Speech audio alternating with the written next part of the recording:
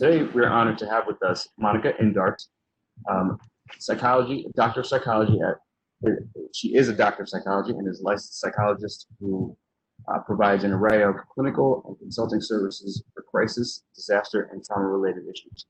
She helped establish and serve as director of Doctors Without Borders, psychosocial care unit, a specialized unit for providing support and consultation to humanitarian and aid workers. Dr. Indart has provided consultation, program development, and evaluation and professional training to the United Nations Secretariat, UNDP, and UNICEF in areas of crisis and trauma response, peer support, staff care, and emergency preparedness. Dr. Indart provides pro bono psychological evaluations and interventions for asylum seekers for several organizations, including Physicians for Human Rights and Help Right International's Human Rights Clinic, where she has been a volunteer since 2002. She provides clinical consultation, training, and development and evaluation services for refugees and migrants for the International Rescue Committee and other international NGOs. She has provided training and consultation services in countries and contexts such as Ukraine, Turkey, Chile, Greece, Uganda, Rwanda, the West Bank, and Thailand. She maintains a private practice specializing in the treatment of severe trauma, grief, and loss, including survivors of torture, suicide, and homicide. She's a part-time associate clinical professor at the Graduate School of Applied and Professional Psychology at Rutgers University, where she earned her Psych in clinical psychology in 1994. Clinical and research interests include adaptation to severe trauma across the lifespan, traumatic grief, cultural narratives of trauma, traumatic experiences, gender issues in the refugee experience, and intergenerational trauma. All attendees have been placed on mute for the duration of this presentation. If you have questions at any time, please feel free to send them to via the Q&A option at the bottom of your screen. Following the presentation, I will read the questions to Monica. And right now, it is my privilege to turn it over to Monica Indart. Where's yours, Monica? Thank you. A big thank you to Micah and Caitlin and the Alumni Association for having me this morning. Thank you all for being here during times that the word unprecedented has become overused, and it's just become part of our everyday language. But we are living in times that are quite challenging. So today's presentation and discussion will be about the soul and science of resilience, keeping ourselves strong during the challenges of COVID-19. So I'll be talking about resilience to start with, a bit about workplace resilience. Many of us, our workplaces have changed as we work remotely from home, and then focusing most of the presentation on personal resilience and factors related to that. As Micah mentioned, we'll have questions at the end, and I will really look forward to those and want to leave time for those. So again, thank you very much for having me and for being here this morning. A bit of what we'll talk about is what is resilience? Why is it important? Are people just born resilient or not? And how do we build resilience in ourselves and a bit in our workplaces as well? So the concept of resilience is particularly useful and helpful now, and it's experienced a resurgence as people are trying to look for ways to stay resilient, become more resilient under increasingly stressful times during this pandemic. And resilience will be important to us individually, in our families, in our communities, in our workplaces, in our countries, as we move forward, because this will, as we are all aware, be a long road. And resilience is all about maintaining strength, focus, intentionality, purpose, and meaning for the long haul. So resilience is both a state, it's showing a resilient response in the face of adversity. It's often the sort of common sense term for it. It's the ability to bounce back. And it's also a trait. So yes, some people are simply born with a little bit more of the physical and psychological characteristics that are associated with resilience because of their temperament. And again, it's this quality of bouncing back. So I like to think of it as both a potential and a capacity that we have and a potential that we can continue to build on. One of the most eloquent researchers in resilience is Anne Maston, who coined the term ordinary magic. So Dr. Maston, a social scientist, has done tremendous research that has really helped us understand the roots of resilience in children and how children develop resilience. What are the characteristics, what are the features of themselves and their environments that build resilience? And that's where she came up with the term ordinary magic, which I always rely on.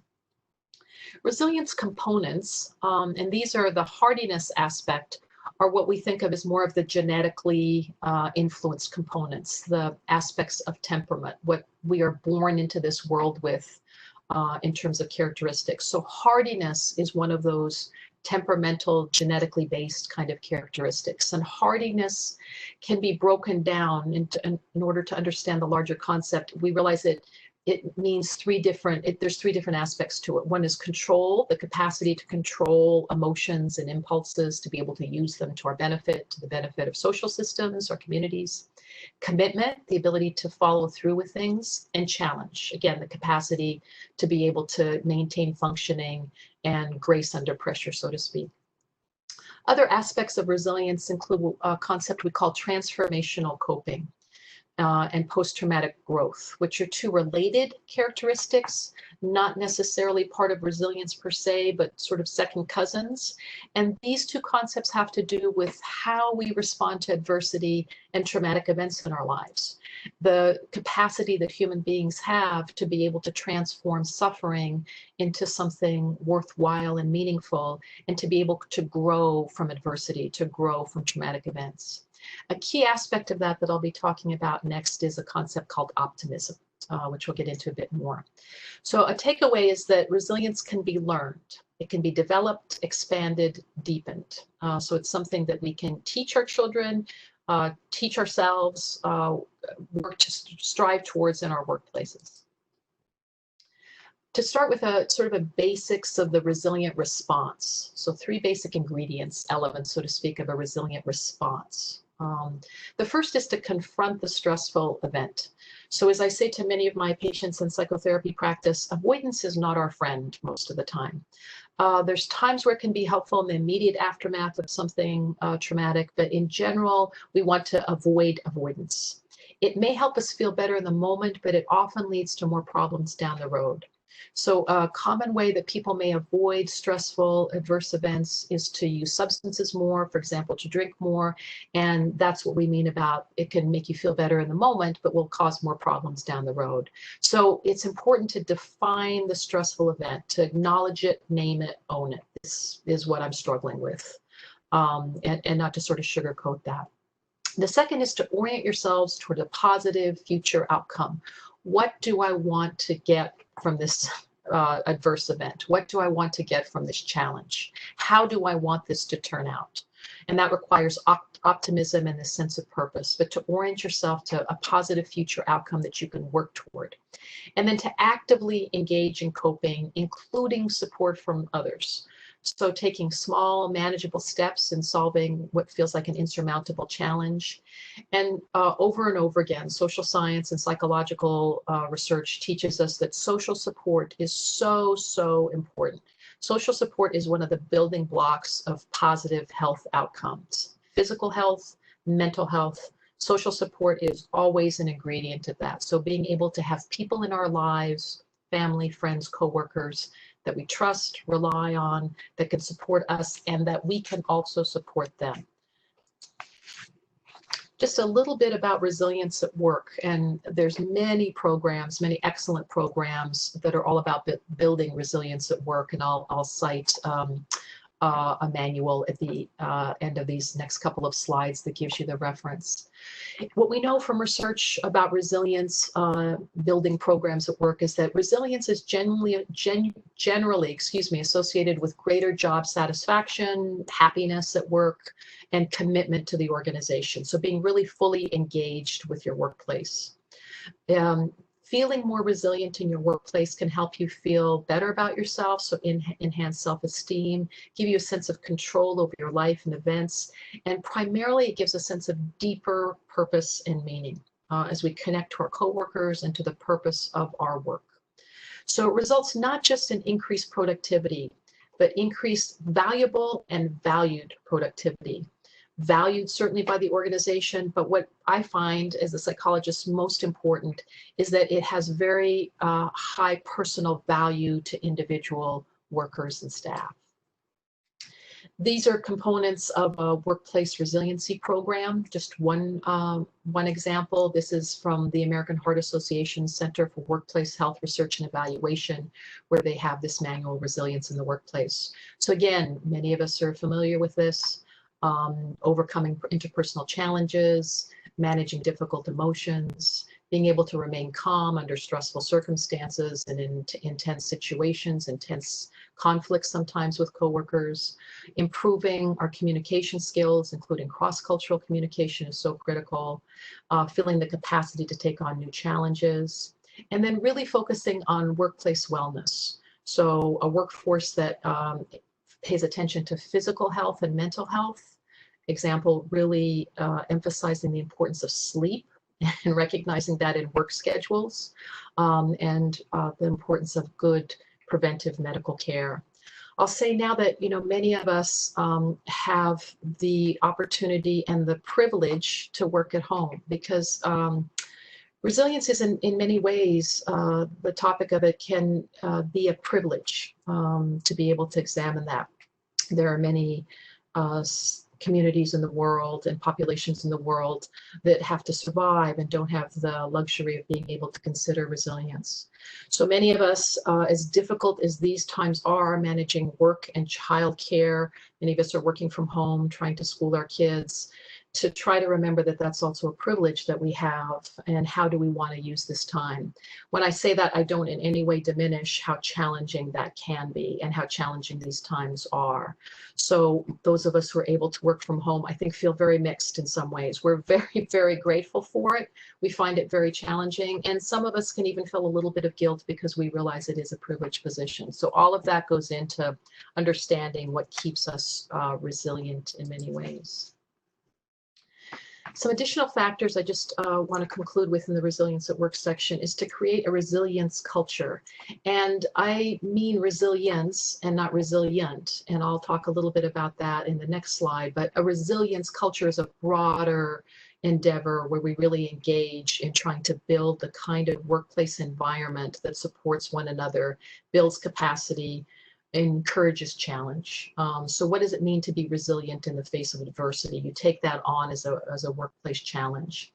Look for ways to improve the work environment through allowing greater autonomy, rewarding good work, not just more work or fast work, but good work, providing access to services for physical and mental health, flexible work schedules. It's very clear now that being able to have the option to work from home and flexible work schedules actually increases productivity.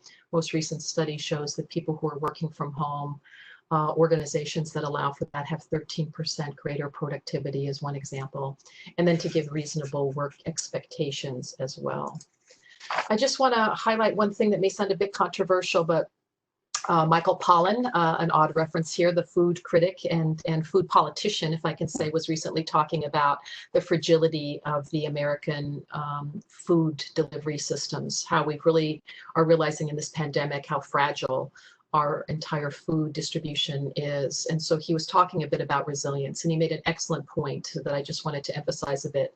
Efficient systems are not necessarily resilient systems. Efficient systems, an example is our food distribution network. We've ended up with these giant distribution systems rather than smaller family farms or smaller communities, where we have four large meat distribution, meat packing systems in the country that manage all of the country's meat supply. And so we're seeing what happens when COVID-19 hits that. So it looked like a very efficient system years ago when we were industrializing this process. It maximizes output with a minimum of input. It's efficient in that way. So you get the most bang for the buck. But to recognize that these kind of highly efficient systems are by nature narrow and shallow. Resilient systems, on the other hand, are messy. So resilient systems are a bit messy. They seek to expand and build diversity and redundancy. By nature, they emphasize depth and breadth. And so to be thinking about that just as we return to our workplaces and rethink some ways of how we organize systems in our lives and work world as well.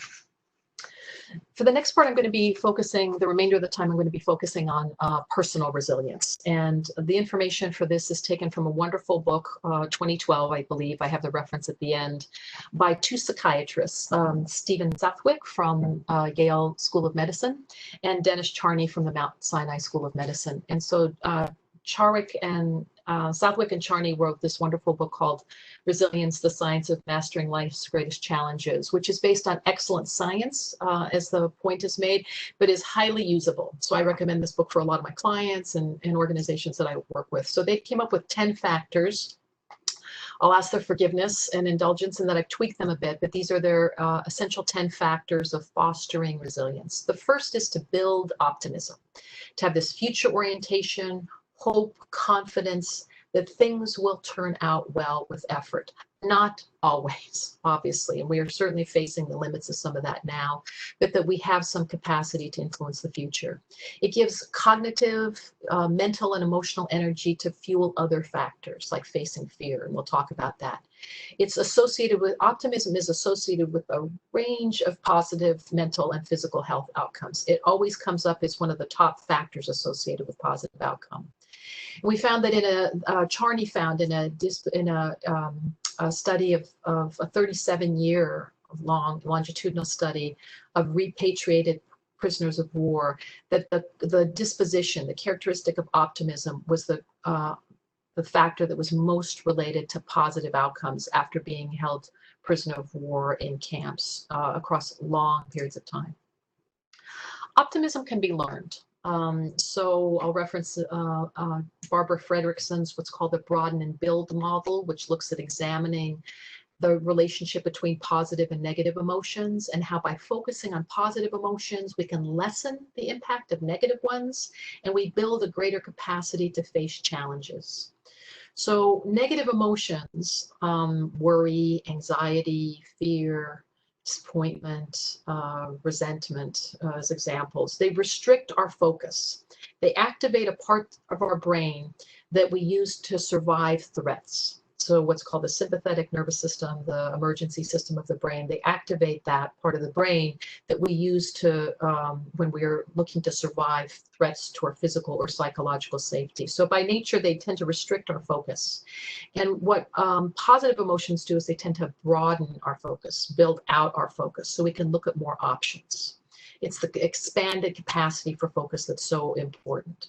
Being able to look at a range of different options for solving problems and finding meaning and purpose in ordinary events. So some aspects of Fredrickson's broaden and build theory are how positive emotions broaden, build deeper capacity for what we call thought action habits. How we think about things influences our emotional state and our capacity to act on those positive thoughts and emotions. So things like joy, interest, contentment, compassion. If ever there was a time in history to build compassion individually, families, communities, workplace, societies, this is the time to build compassion. So compassion is a key ingredient to this. As I mentioned, positive emotions, they tend to undo the lingering effects of negative emotions. They're part of resiliency. They're part of physical and psychological well-being, and they help us develop greater resources, which is part of resilience again.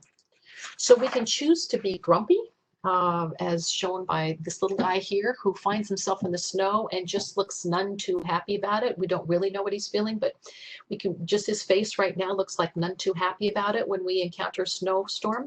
Or we can choose to be this little guy who's bounding through the snow, enjoying the beauty of it. And it's a little bit of a graphic depiction of the choices we make in terms of our emotional states and how we deal with things that we may not have wished for.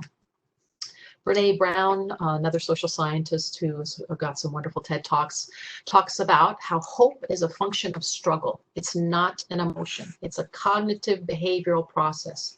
It's a thought action pattern, in other words, that we learn when we experience adversity. So we build our capacity for hope through facing adversity.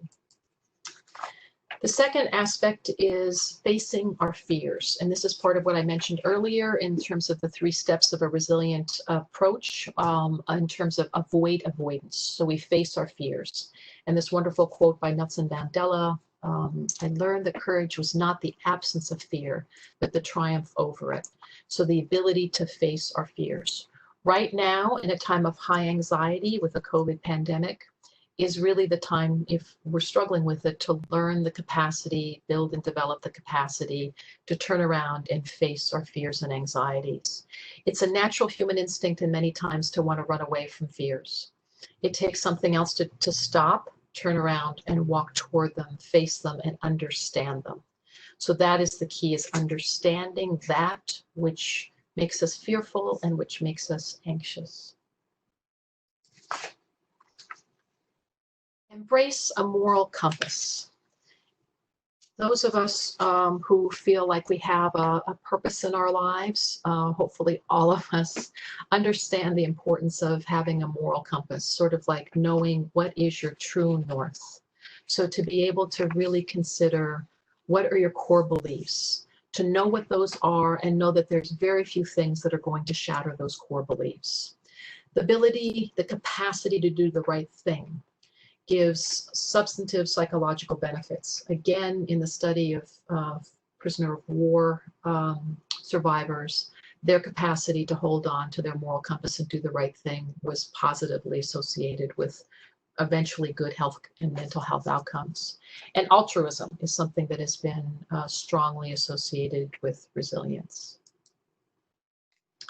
To find and feed a faith that sustains you, whether that's a religion, a spiritual belief, whatever it is, but a larger, something bigger than ourselves, to be able to sustain us during difficult times. After the terrorist attacks of 9/11, we found that there were increases in religiosity, but primarily spirituality, the need to believe in something, to have this faith that sustained us, and that faith and the search for those beliefs was associated with, again, more positive coping after 9/11. We know from health psychology research that those with stronger religious and spiritual beliefs tend to have better health outcomes. And to understand the role of forgiveness and empathy is a factor I talk a lot about, not for today, but a factor that I'm very interested in. There's a notion of universal empathy that I find to be so important, again, right now during such challenging times, and that's also associated with resilience. Social connections are not optional. They are not optional. We need to build the ties that bind. So again, what I mentioned earlier in terms of the research on social connections and social relationships and how important that social support is to our health. In many ways, in many studies rather, in what's called meta-analytic studies, studies that look at aggregate large groups of studies, we have found that social support is widely considered to be one of the most critical protective factors in relation to the development of post-traumatic stress disorder, meaning that for those individuals who are exposed to something that is a potentially traumatic event, car accident, assault, terrorist attack, a natural disaster, we find that those individuals and communities with greater and deeper social support are protected and are less likely to develop post-traumatic stress disorder, all things being equal. And again, we over and over again, the association to positive health outcomes. The 6th factor is to find role models at any and every age. So to understand, we oftentimes think of role models as sources of inspiration when we're young, when we're kids. We want coaches and teachers and parents and religious figures to be role models for our children, but to understand that the need for role models and the importance of role models does not change as we age. In some ways, it becomes important in a different way. So just to interject a little bit here on some sort of soft neurology, as I call it, the role of mirror neurons, these neurons in your brain that pay attention to what you see and experience. So for example, if you see someone acting empathically, then you may be more likely to act empathically yourself. So imitation allowing for practice sort of in the abstract. So just watching someone behave empathically can increase your own capacity for empathy. And we certainly understand this in rearing children. Being able to treat our children with loving kindness and empathy teaches them how to be empathic, that they see us acting that way toward them, they know what that feels like, and then they can extend that to others. So we become their role models. And again, how important it is in youth to develop some of these, but throughout our lifespan. So you're never too old and it's never too late for a role model. To build a healthy body that sustains us over time, there's lots of research coming out now about the importance of physical health and physical activity, particularly in relation to prevention of dementias and cognitive decline, how critical it is to have a healthy body. It's very important to have a healthy body to also guard against anxiety, depression, the kind of mental health struggles and risks that we may face as this pandemic continues. So it's one thing to be able to maintain good mental health now, 3 months in, 6 months in, 9 months in, 12 months in and beyond. It will be a greater challenge. And although we'll certainly need good mental health and all the habits that I'm talking about, we will really need fit and healthy bodies. That it's such an integral part of our mental well-being as well. It reflects an action orientation towards life, so that we face life's adversities with this notion that we can figure things out. And a healthy body is part of that strength in figuring things out. Never stop learning. The importance in building resilience of challenging your brain and your heart. Learning here is not just a cognitive, intellectual endeavor. It is a highly emotional investment.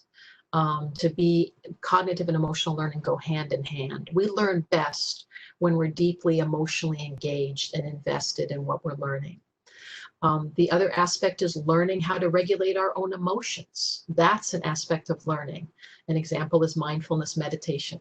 So I've been doing online support groups for health, frontline health workers, and we end each group with a brief 5 to 10 minutes meditation because it helps calm the mind and ease the body and can endure in lasting changes in the brain. In this part of the brain we call the medial prefrontal cortex. So think about between your eyes, your forehead, the area right there behind that strip in the middle of your forehead, that's the area of the general area of the medial prefrontal cortex, which helps us regulate emotion. Regulating emotion, being able to manage negative emotions, is also highly correlated with supporting immune functioning. So it supports what we call psychological immunity, psychologically healthy responses. And we can learn these aspects. Related to this is to develop this capacity to be flexible, mentally flexible and emotionally flexible, so that we face adversity, we face challenges. We don't just have one go-to response. So we don't have to just run away. We don't just have to get angry. We don't just have to shut down. We have a variety, a wide repertoire of responses. Again, think of the broaden and build model of resilience. You want a broad and deep range of resources and capacities within you to be able to draw upon in stressful times. In general, we talk about problem-focused coping being more helpful than emotion-focused coping, but over the long term, which is what we're looking at with this pandemic, you will need both, meaning you will need to put aside your emotional distress and focus on solving a problem, taking an action that's positive and helpful. At the same time, you'll need to acknowledge your emotions, be able to express them in appropriate ways, helpful ways, in order to maintain that kind of action orientation. So the ability to tolerate distress and take action even in the face of distress. And over again, understanding, as we all know, that we learn the most from the things that we failed at. And the last aspect, and this is where the soul part of the title of this workshop comes in, this webinar comes in, to hold reverence for meaning and purpose in life. So from Nietzsche, the profound, renowned philosopher, he who has a why can endure almost any how. So those who have a meaning, a deeper purpose in life, do better in life. And certainly as one gets older, and I am in this category, the meaning and purpose of our existence matters more and more. Those who are in some ways struggling the most now, and again in a certain sector of privilege, are those who are struggling to find meaning and purpose. I've been working with a couple of humanitarian foundations, helping them understand the difference between adapting to the trauma of a pandemic on an organizational perspective versus allowing it to have a transformational effect. And part of that transformational effect is rethinking the meaning and purpose of your organization, and for each of us individually to be rethinking the meaning and purpose of our life and our life's work. And another noted philosopher and writer in this was Viktor Frankl, who wrote the wonderful work Man's Search for Meaning, survivor of concentration camps, who understood what it meant, what it took to survive those kind of horrific experiences, and understood the centrality of meaning, particularly the meaning in suffering. So here I also just want to acknowledge and thank, before moving on, some of the sources of my own learning about resilience. And one of them has been my husband, who is a decorated Vietnam vet and has been through just an awful lot in life. And my husband, Frank, is just eternally optimistic, not in some denial of reality way, but just in the capacity to always maintain hope and optimism. I will share with you that by nature, I am not such an optimistic sort. I am more of a fatalist. And so I feel that I am living proof that one can learn to become optimistic and hopeful. And so I credit my beloved husband for helping me learn some of these things. It's never too late in life. And the other role models I have had in my life are the refugees I've worked with in this country and other parts of the world, and the immigrants, documented and undocumented, I've worked with here. Those two communities and groups have taught me what it means to show grace in the midst of suffering, and to be able to transcend suffering and keep moving forward in life for oneself and one's children. So I feel like I've learned a tremendous amount from refugees and immigrants in the work I've done, and I'm profoundly grateful for that. This is just a quick graphic that Dennis Charney created for a professional presentation, conference presentation, that summarizes what we talked about. I just want to draw our attention here to signature strengths. So just learn what you're good at. Learn what you're just naturally good at. And those are your signature strengths. And then see how those are transferred, mapped onto this resilience model that he has. Questions and comments now, and then we'll pause and see if we have time for a brief practice, a little bit of a meditation exercise, very brief if we have time. If we don't, we will forego that, but see if there are questions and comments now. There is a question from Christine Garcia, Monica. Yes. And it is, how do past complex traumas impact the growth and development of resilience in organizations and individuals? I'm sorry, Micah, I missed the first part. I just heard the complex trauma part. Can you just repeat the first part? Sure. I'm sorry, yes. How do past complex traumas impact the growth and development of resilience in organizations and individuals? How do you pass that along? I'm having a little difficulty understanding in terms of the difficulties that people with a complex trauma history have. How do you help organizations deal with that and build resilience? Yeah, I think it's how people in the past how they experienced past traumas. I'm sorry, I kept thinking you were saying how we pass that along to yes. Oh no. In the past, yes. Really appreciate that question. Thank you, Christina, and also something that I think that you probably have some awareness of too, you know, knowing some of the work that you've done. So I think to recognize that, so complex trauma is what people who have had many adverse experiences in childhoods where they've been maltreated, physical, mental, sexual, emotional abuse. and the long-term effects of that on human beings, including the risk for depression and anxiety and a host of other mental and physical health problems, but also the capacity to be able to rise above that kind of suffering and be able to use what one has experienced as suffering, find meaning and purpose in that, and be able to give back some of the hard-fought lessons one has learned. So to be able to work with organizations to understand how to create systems where we not just with respect and carefulness understand the trauma people have been through, but to really always, always, always honor the resilience that they have shown in overcoming some of those each and every day and what we can learn from them. So I hope that's some kind of answer. Happy to clarify if there's additional.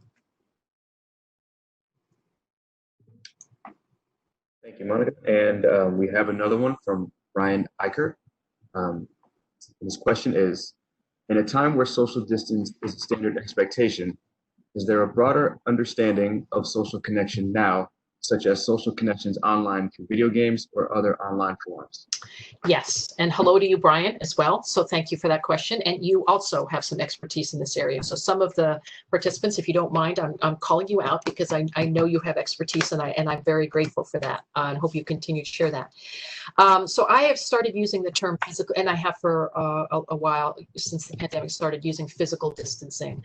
I'm part of a broader global group that works with COVID, and so the global preferred term is physical distancing rather than social distancing, for just the very thoughtful, astute reason that Brian brings up, that we don't actually want greater social distance. We want greater social connection.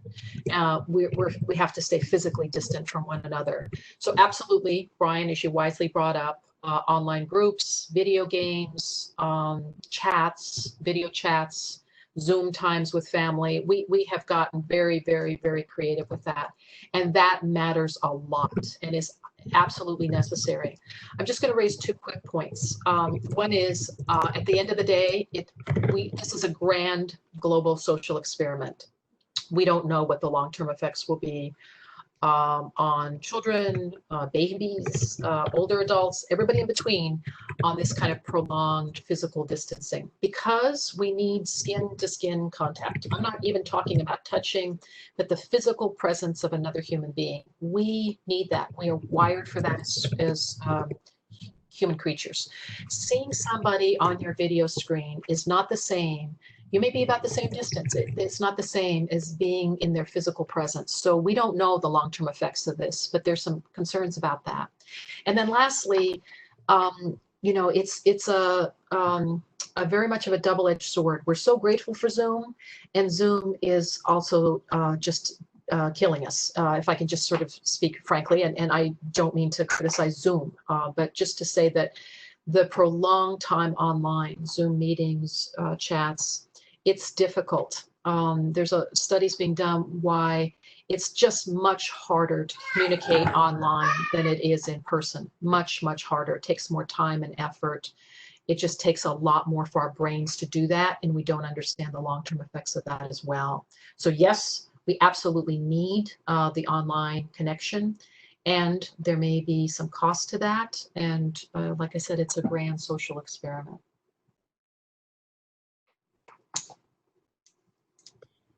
Thanks, Monica. And we have one more from Todd Pisani. This question is, we are practicing and teaching trauma-informed in Camden. How does trauma-informed and even strength-based fold in with resilience in heavily traumatized communities? Mike, I'm so sorry. And just having a little bit of difficulty hearing you. So I'm sorry to everyone to ask you to repeat the question again. But sure, if you can repeat it again. Sure.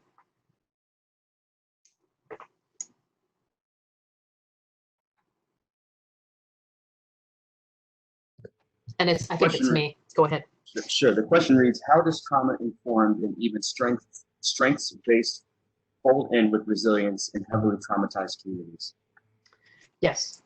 So I think it's part and parcel of the same thing. So but again, a caveat. So without getting lost in the weeds. So I think a focus on resilience and the strength and courage people show in the face of adversity is absolutely intertwined and is integral to a trauma-informed and strength-based perspective in communities.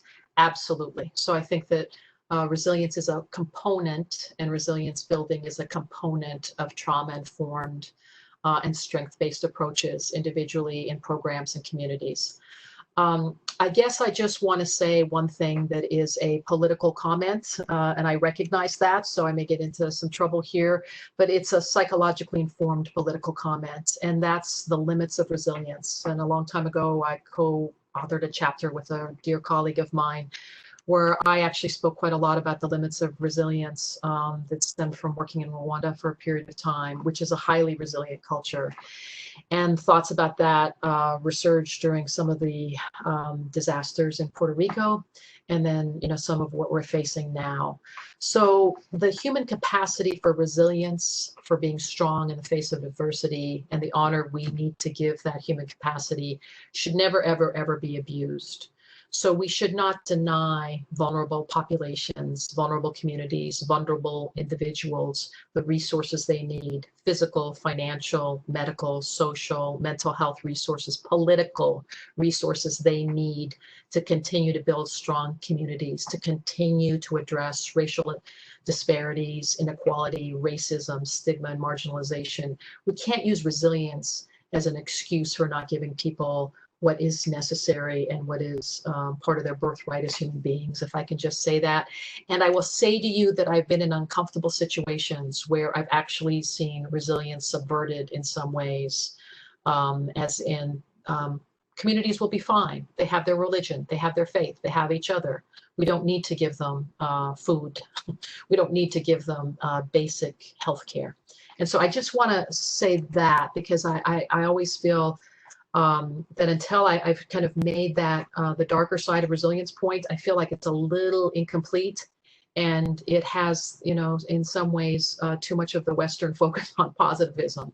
And I think that other parts of the world can teach us the limits of resilience as well as communities right here in the U.S. We have another question from Rebecca Rosenblum. Mm-hmm. I coordinate a trauma recovery network in the Boston area that uses early EMDR interventions to aid communities in response to high stress events and disasters. What are the better or free measures that are used these days for assessing resilience and PTG? I don't know that I'm an expert in that off the top of my head. So in terms of measures, there's a range of psychological measures, and I'm happy to give that offline as well. Certainly there's the gold standards of the PTSD checklist. PCL5 is one example for just measuring whether the symptoms and reactions of PTSD, one particular kind of trauma, go up or down. I'm not a fan of talking about PTSD, I'll be honest with you. And I'm sorry for the psychologists in the audience. I prefer to think of issues as trauma spectrum, trauma-related problems, because I feel that PTSD is a very narrow, very westernized concept.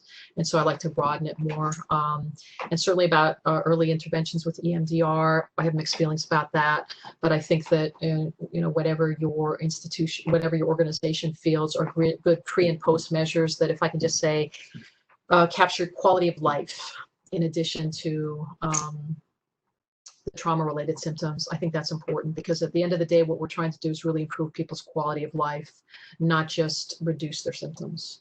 So kind of a broad answer. Happier to answer more specifically offline. My email's at the end of this. Anything else? Yeah.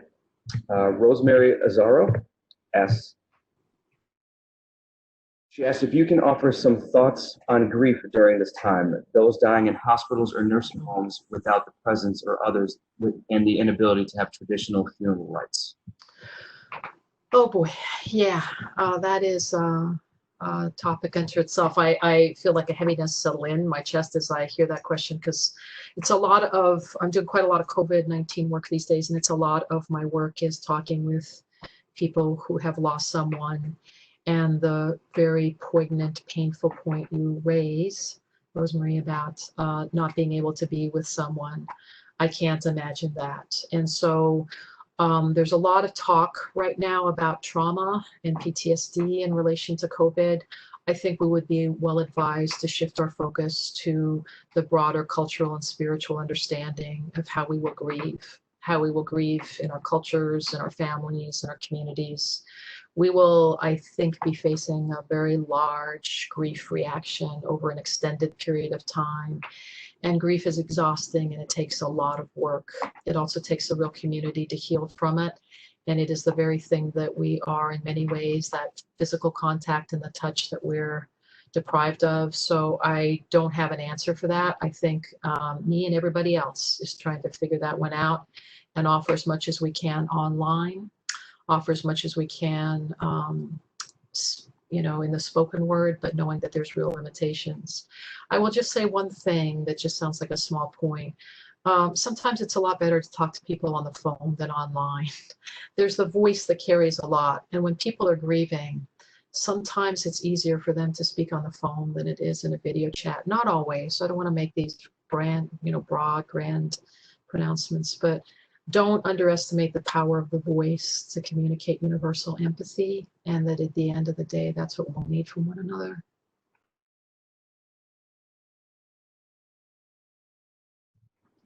And we have another one from Laura Locker.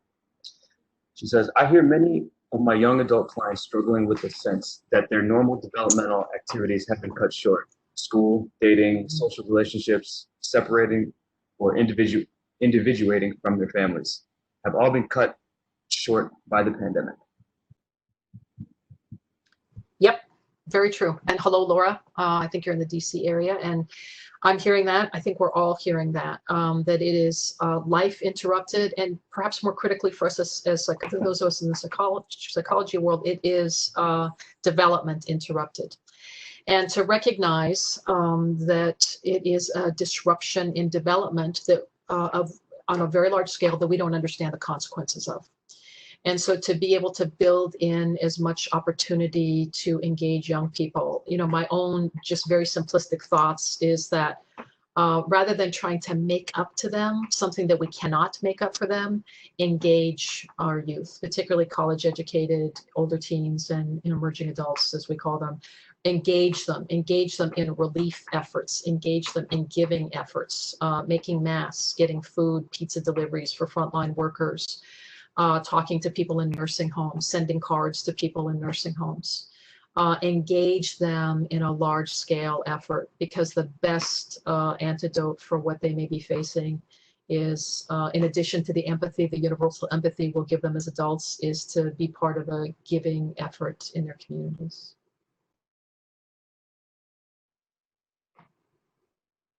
And she did add a follow-up, and she asked, how do they help them cope with this?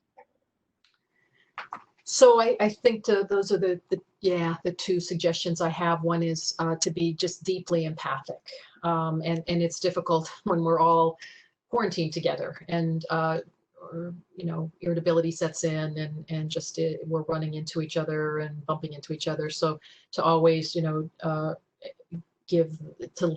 always lead with an empathic response of trying to understand as much as we can this experience for them. To support their connection to one another would be a second, which young people naturally do, which would be very much a second recommendation. And then the third recommendation is to really quickly move to getting them involved in an effort that helps others who are also suffering.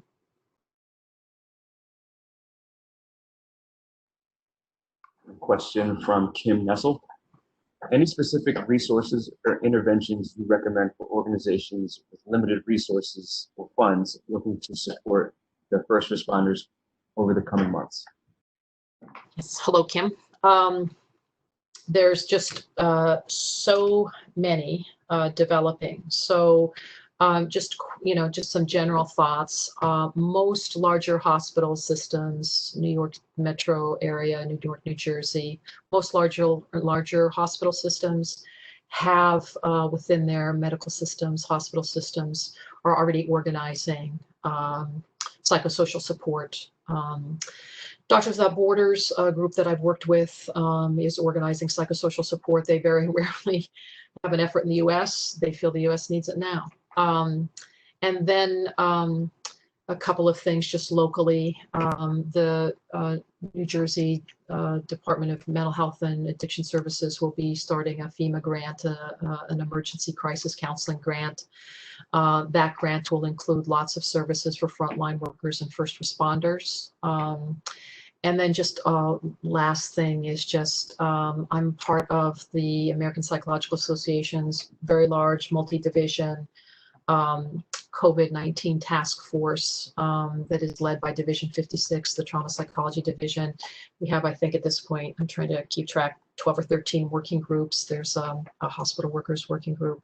So we're still new in our work together. So the working groups are working on a variety of different initiatives. And so we'll be disseminating those through different divisions of APA as well, just on a professional note. But hospitals are, and as well as houses of worship, are doing lots and lots. And then lastly, I can just say from the Mental Health Association here in New Jersey, the wonderful, wonderful organization, the MHA&J, which has, local affiliates, but the state MHA&J is doing a whole lot. So they have groups all the time. And for timing purposes, we have time for one more question. And also, Monica, could you actually address if these slides will be available for the attendees? Yes. Yeah, I'm happy to do that. However, you and Caitlin can suggest to me, but I'm happy to. Yeah. Sure. Great. And one last question. This one from Clarissa Green Anisich. Sorry if I pronounced your last name wrong, Clarissa. The question is, any broad recommendations for keeping our systems accountable for creating conditions conducive to processes of resilience? Oh, gosh. Yeah, I'm thinking, and in my mind, if I can just say, she probably can't see me in my thinking position here. I'm thinking, reflecting on the word accountable, and I don't have easy answers. Like, these are very depth-oriented questions, and I don't have easy answers. All I can say is really support, and I'm so glad you're asking that question in that way, because as time goes on, it will be easy to cut corners, if I can say, morally and ethically. We're in the heroic phase. If you study disaster mental health, we're in the heroic phase a little bit still of this disaster, this pandemic, though if I can also observe personally, I think we're crashing out of that pretty quickly. And it will be a bit of a scramble to hold on to our true north, to speak again about the qualities of resilience and that moral compass. And I think that use your social connections, use your connections with one another, organize yourselves in your workplaces, in your communities. I'm thinking also, I have to say, just to step out of the workplace world, all that we're going through with witnessing the killing of George Floyd and Ahmaud Arbery recently, to organize ourselves in communities and in workplaces for fairness and equality. And so, it may feel completely off topic, but I think in the workplace, really pushing for fairness and equality and transparency. I know that those are organizational buzzwords. They're going to mean something different now. And that's what our focus needs to be.